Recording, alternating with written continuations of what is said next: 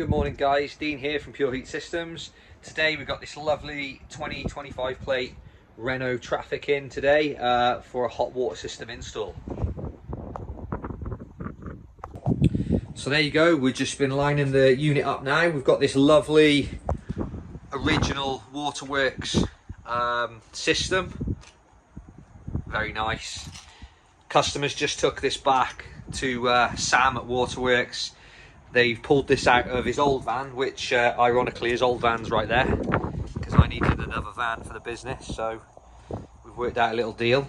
So it's had this system fitted in here, an extra electric hose reel with an extra pump, and we're just fitting the 9 kilowatt 2-operator hot water unit. So I'll just take you for a quick walk around the back just to show you this van, how nice it is. Inside, absolutely stunning install from Waterworks window cleaning as usual. You've got your twin hose reels, and this is one of their original tanks as well. I think they've obviously got newer tanks now, so if you want to check out their website, you can see you've got build your own system on there, so you can pick all your spec, your controllers, your pumps, your hose reels, everything. They do it all. So already got a charge relay set up on here, which is brilliant. So what we'll do is when we come to fit our second battery, we will come in off there and run the batteries in series. We'll have to whip the front of this panel off and run some extra wiring loom through the system to the second battery. On this setup, we've welded some, just zoom in there, we've welded some feet in there to raise the unit, so we're going to get that all painted up nicely. Don't worry guys, that's going to be painted, masked off and painted before we're finished. I'll show you the end result of that when it's all done. Yeah, so there we go. I'll carry on with the install. So we've got it mounted now. It's all bolted through the floor nicely.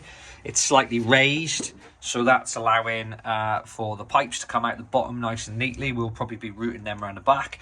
We're just fitting all our stainless steel braided connections now to the other sides of the heat exchanger. We've got our hole ready for the exhaust, and we've got our exhaust outlet there and our air intake inlet there. So we're going to be fitting that now, and then we'll start plumbing the system in. We are opting in this one, just for now, we're going to put a little 10-litre diesel tank up there. We're going to mount the fuel pump up there so that it's gravity feeding.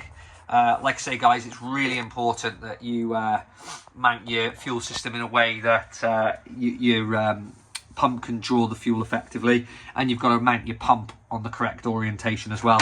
On a lot of builds we mount them in the unit there, but on this one, for ease of access and the fact that I've got the van to actually do the install, I'm gonna mount the pump externally so that it can always be accessed easily. So there we'll go. So that's our recirculation valve fitted into the top of the tank. And then we're going to take one of the hoses coming from the pump, and we're going to run the T-piece, and we're going to run it back to there, and then we're going to run this side to the hot water system, and then back from the hot water system to this side. So when it back pressures up onto that reel there, when you've shut off the pole or your univalve or whatever you're using, it's going to recirculate warm water back to the tank.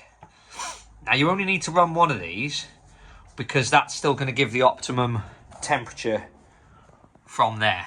So at the end of the day, with a 2-man hot water system, you're drawing heat from 2 heat exchangers, right? So you only really need to be recirculating from one reel, because the heat will be greater in the one. So all you're doing is, by running 2, you're just distributing that heat across the 2.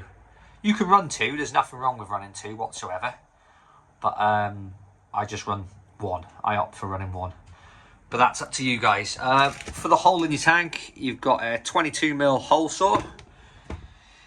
When you're doing any holes guys, like I say, measure twice, measure 5 times, measure 10 times, drill and cut once, because you only get one shot at doing that right.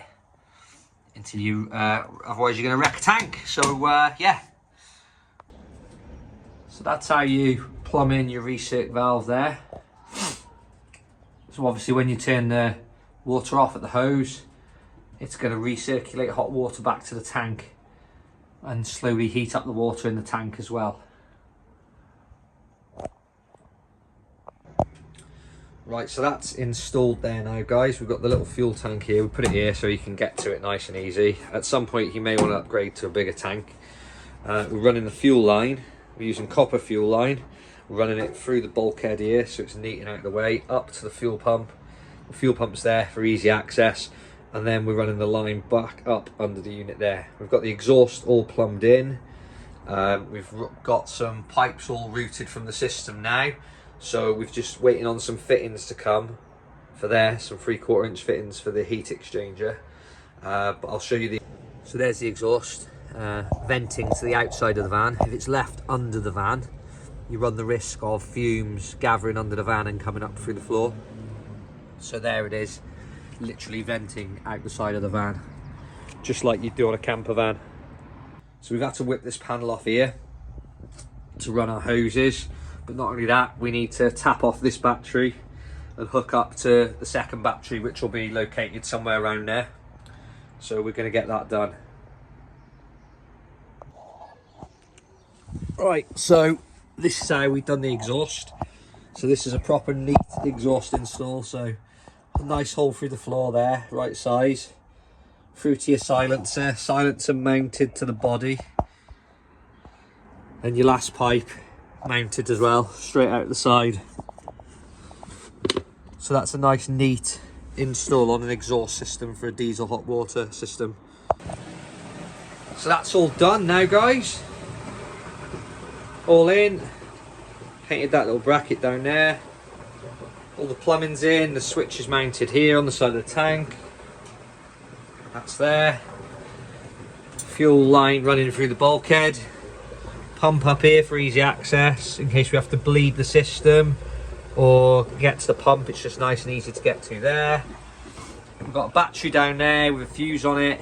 We've got to get a battery box for that, or we're going to put a strap around the two eyelets. But ideally it wants a battery box, so we'll get one of them on ordered. Cables tied up neatly, hoses running up to the system, recirculation valve in. As you've just seen, guys, the exhaust is in. Just need to give this a bit of a clean down. Got to get the key from the unit for that. That's why that's held shut with a bit of masking tape, because I forgot the keys at the unit, so I'll pick that up. Yeah, so there you have it, guys. That's a install on a two-man hot water system. We'll just open that up, let you have a look in there. As you can see, you've got all your pipes in there. We use this, well, what I recommend is this thick, like, fuel line hose. It's really good with hot water. So we've got that there now. And as you can see, it's kicking up, water circulating. We're going to add some, we've got water up to there. We're going to fill the rest of this with red antifreeze up. And as you can see there, the controller's all running. So that's happy. Another good one. Cheers for watching, guys. Subscribe to the channel. You'll see updates for any stuff that we've got up and coming with Pureheat. Also, if you want one of these systems, link to the product will be down below in the description. Yeah, get at us if you want one of them. Cheers for watching, guys.